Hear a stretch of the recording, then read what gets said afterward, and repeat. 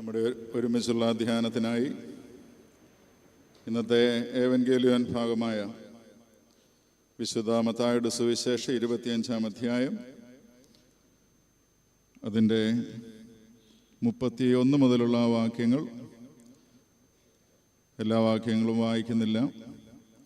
അതിൻ്റെ 40-ാം വാക്യം മാത്രം ഇപ്പോൾ വായിക്കുന്നു. രാജാവ് അവരോട്, എൻ്റെ ഏറ്റവും ചെറിയ സഹോദരന്മാരിൽ ഒരുത്തിന് നിങ്ങൾ ചെയ്തിടത്തോളമെല്ലാം എനിക്ക് ചെയ്തു എന്ന് ഞാൻ സത്യമായിട്ട് നിങ്ങളോട് പറയുന്നു എന്ന് അരുളി ചെയ്യും.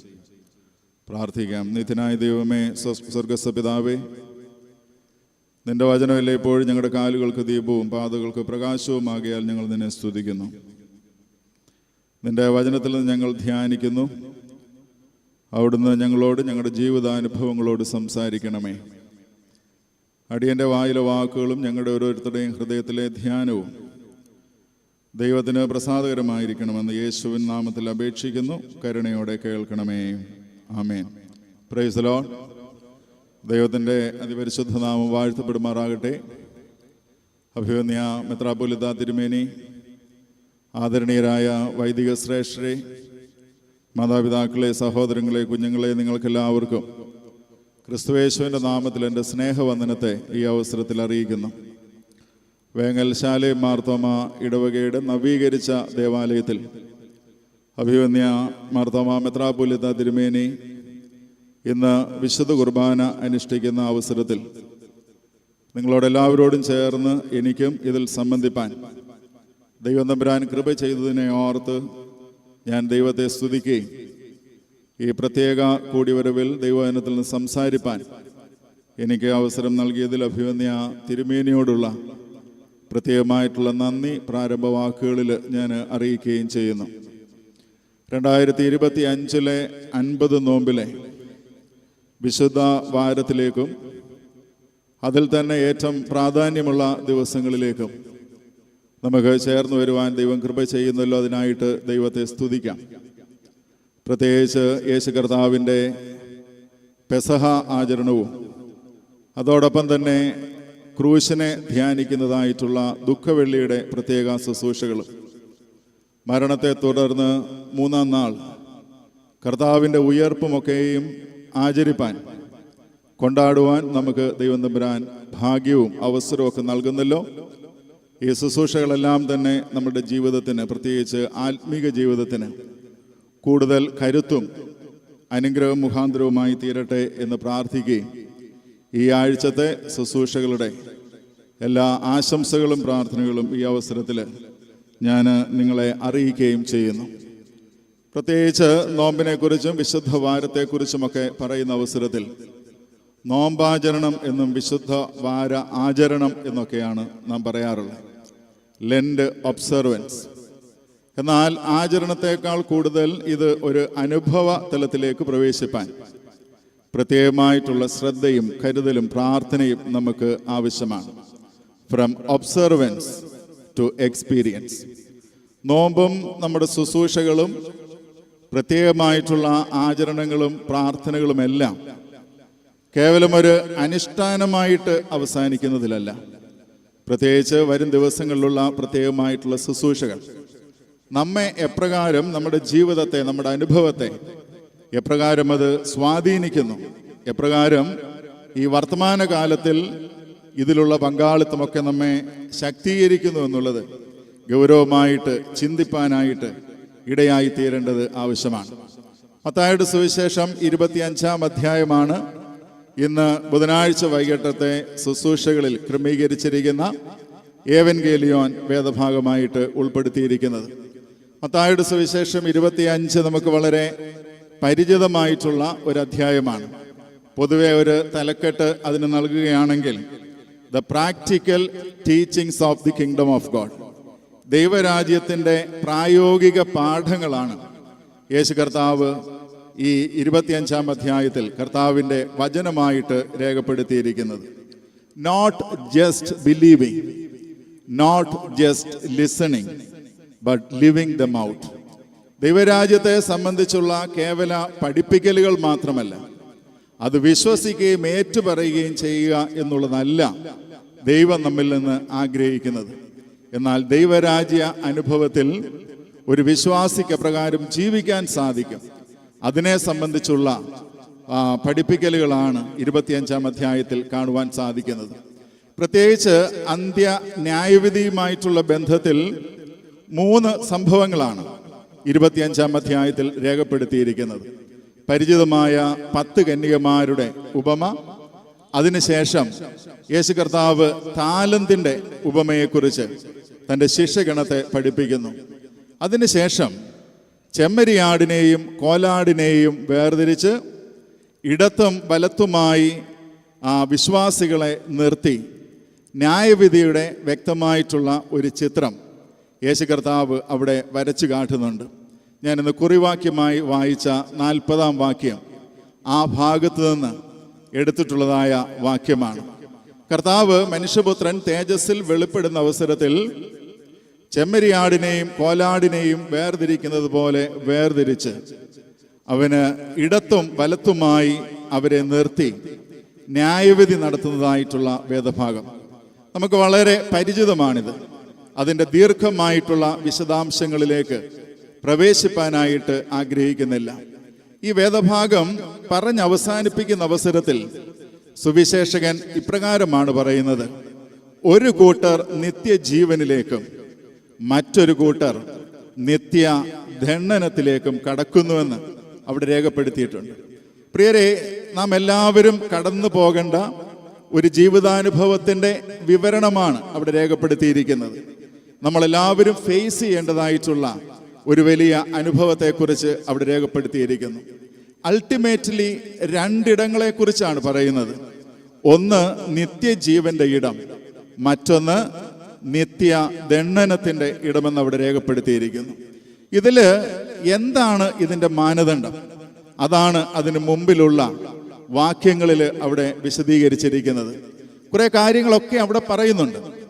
അവിടെ പറയുന്നതായിട്ടുള്ള കാര്യങ്ങളെ ക്രോഡീകരിച്ചാൽ ഒറ്റ ചോദ്യമാണ് അവിടെ ഉയർത്തുന്നത്: ചെയ്തോ ചെയ്തില്ലയോ എന്നുള്ളതായ ചോദ്യമാണ്. കേട്ടോ കേട്ടില്ലയോ എന്നുള്ളതല്ല, വിശ്വസിച്ചോ വിശ്വസിച്ചില്ലയോ എന്നുള്ളതല്ല, എത്രമാത്രം ഓടിയില്ല എന്നുള്ളതല്ല. അവിടെ ചോദിക്കുന്നത് ചെയ്യേണ്ട കാര്യങ്ങൾ ചെയ്തോ ചെയ്തില്ലയോ എന്നുള്ളതാണ്.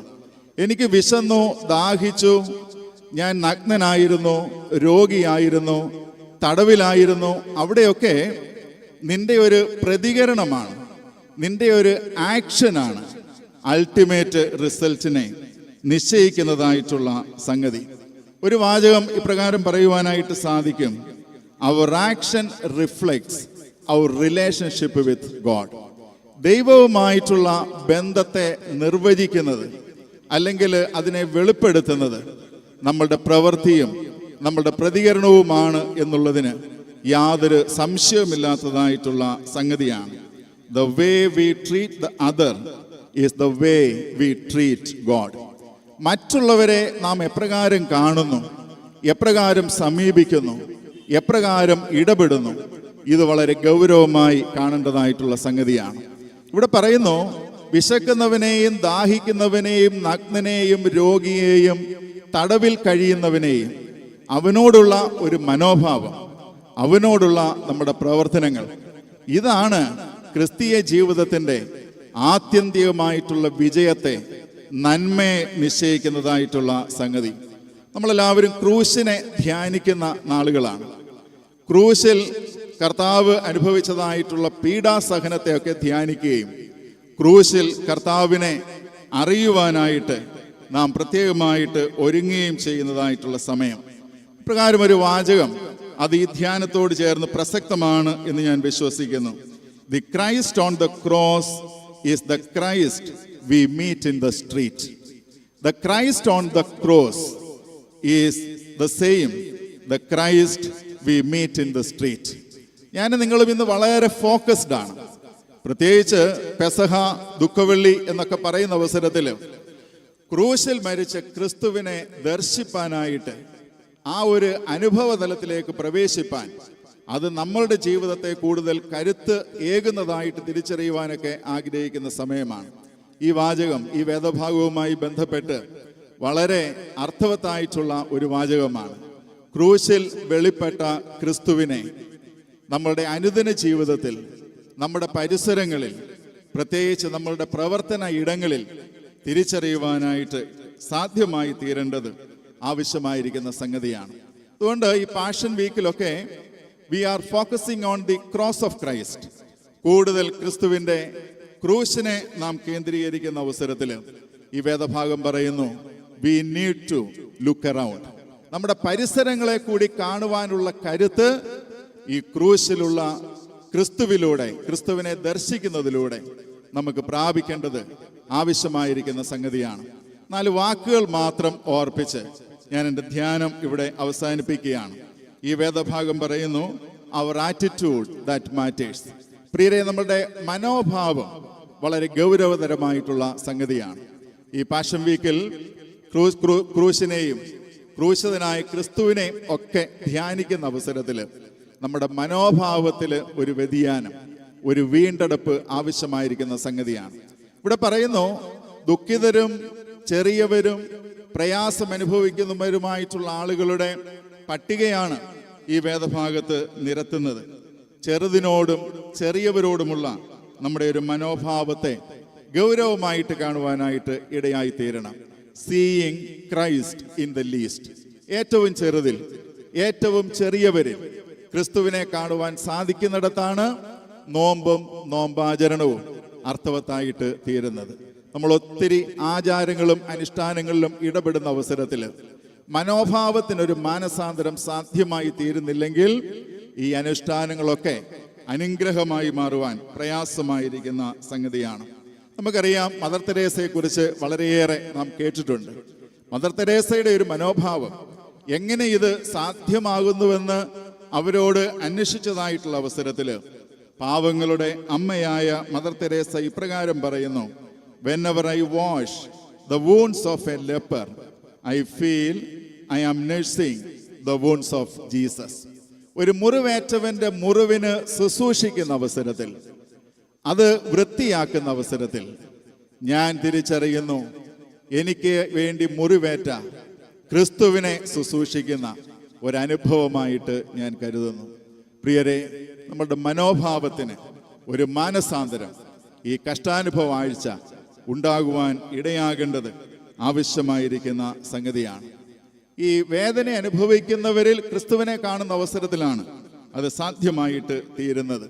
ഒരു വാചകം ഇപ്രകാരം ഈ മദർ തെരേസ പറഞ്ഞിട്ടുണ്ട്, ഓരോ മുറിവേറ്റവനിലും ഞാൻ കാണുന്നത് ദുരിതവേഷത്തിലുള്ള ക്രിസ്തുവിനെയാണ്. അവരുടെ വാക്ക് ഇങ്ങനെയാണ്, each one of them is Jesus in a distressing disguise. ദുരിതവേഷത്തിലുള്ള ക്രിസ്തു. നമുക്ക് അലങ്കരിച്ച ക്രിസ്തുവിനെയാണ് കാണുവാനായിട്ട് ഇഷ്ടം. ക്രൂശിൽ കഴിയുന്ന ക്രിസ്തുവിനെയാണ് ധ്യാനിക്കുന്നത്. പരിസരങ്ങളിൽ ദുരിതവേഷത്തിലുള്ള ക്രിസ്തുവിനെ തിരിച്ചറിയുന്നിടത്താണ് ക്രിസ്തീയ ജീവിതം അനുഗ്രഹകരമായിട്ട് തീരുന്നത്. 2, അക്നോളജ്. ആറ്റിറ്റ്യൂഡാണ് ഞാൻ പറഞ്ഞത്. 2, അക്നോളജ്. തിരിച്ചറിയണം, മറ്റുള്ളവനെ തിരിച്ചറിയണം. ഇന്ന് പലതിൻ്റെ കാരണങ്ങൾ കൊണ്ട്, പല കാരണങ്ങൾ കൊണ്ട് അപരനെ തിരിച്ചറിയുവാൻ നമുക്ക് സാധിക്കാത്ത ഒരു പ്രത്യേക പരിസരത്തിലാണ് ഞാനും നിങ്ങളും ആയിരിക്കുന്നത്. Recognise the dignity of the other. അപരന്റെ അന്തസ്സിനെ തിരിച്ചറിയണം, അപരന്റെ ആവശ്യങ്ങളെ തിരിച്ചറിയണം. ഇന്ന് വേദനപ്പെടുന്നവന്റെ വേദനകളെ തിരിച്ചറിയുവാൻ സാധിക്കണം. അപ്പോഴാണ് നോമ്പും പീഡാനുഭവ വാരത്തിന്റെ പ്രത്യേക ശുശ്രൂഷകളും നമുക്കും നമ്മുടെ പരിസരങ്ങൾക്കും അനുഗ്രഹമായി തീരുന്നത്. 3, അക്സെപ്റ്റ്.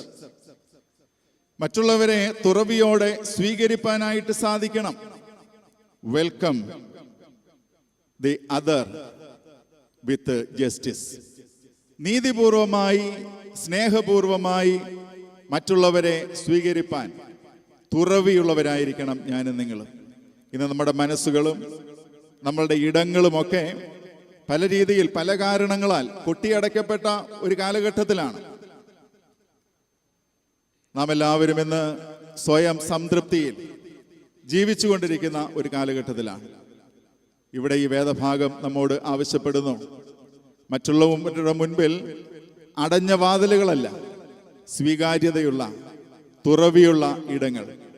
കാണുവാൻ, കേൾക്കുവാൻ, അറിയുവാൻ, പങ്കിടുവാൻ, ചേർത്ത് പിടിക്കുവാൻ സ്വീകാര്യതയുള്ള ഇടങ്ങൾ കണ്ടെത്തുവാനായിട്ട് ഇടയായിത്തീരണം. നാലാമത് ഞാൻ കുറിച്ച വാക്ക് ആക്ട്, പ്രവർത്തിക്കണം. അതുകൊണ്ടാണ് തുടക്കത്തിൽ ഞാൻ പറഞ്ഞത്, ആചരണങ്ങളെക്കാൾ കൂടുതൽ ആക്ഷനാണ് ഇന്നുണ്ടാകേണ്ടത്. ആചരണങ്ങളും കൂടിവരവുകളും 3 നാൾ കൂടി കഴിയുമ്പോൾ അവസാനിക്കും. പ്രിയരെ, തുടർന്നുള്ള പ്രവർത്തനങ്ങൾ ആക്ഷനിലേക്ക് നയിക്കുവാൻ ഇത് നമുക്കൊരു പ്രേരകമായി തീരേണ്ടത് ആവശ്യമായിരിക്കുന്ന സംഗതിയാണ്. 4 വാക്കുകളാണ് ഈ രാത്രിയിൽ ഈ വേദഭാഗവുമായി ബന്ധപ്പെട്ട് ഓർപ്പിപ്പാനായിട്ട് ആഗ്രഹിച്ചത്. ഞാൻ പറയുവാനായിട്ട് ഇഷ്ടപ്പെട്ടതും അത് തന്നെയാണ്. ഒന്ന്, ആറ്റിറ്റ്യൂഡ്, മനോഭാവത്തിൽ ഒരു മാനസാന്തരം. അക്നോളജ്, മറ്റുള്ളവരെ തിരിച്ചറിയുന്നതിൽ, ആവശ്യങ്ങളെ തിരിച്ചറിയുന്നതിൽ. 3, അക്സെപ്റ്റ്, സ്വീകാര്യതയിൽ, തുറവിയിൽ, ചേർത്ത് പിടിക്കുന്നതിൽ.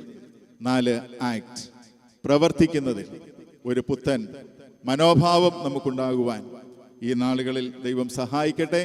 അത്തരത്തിൽ ക്രിസ്തുവിൻ്റെ യഥാർത്ഥ അനുയായികളായി നിലനിൽക്കുവാൻ, മുന്നേറുവാൻ നമ്മെ തന്നെ സമർപ്പിക്കുന്ന സമർപ്പണത്തിൻ്റെ നാളുകളായി ഈ പീഡാനുഭവവാരവും പ്രത്യേകിച്ച് ഈ അടുത്തു വരുന്ന ദിവസങ്ങളും നമ്മെ അതിന് സഹായിക്കട്ടെ എന്ന് പ്രാർത്ഥിച്ച് എല്ലാ നന്മകളും ആശംസിച്ച് ഞാൻ എൻ്റെ വാക്കുകളെ നിർത്തുന്നു. ദൈവം നമ്മെ അനുഗ്രഹിക്കട്ടെ.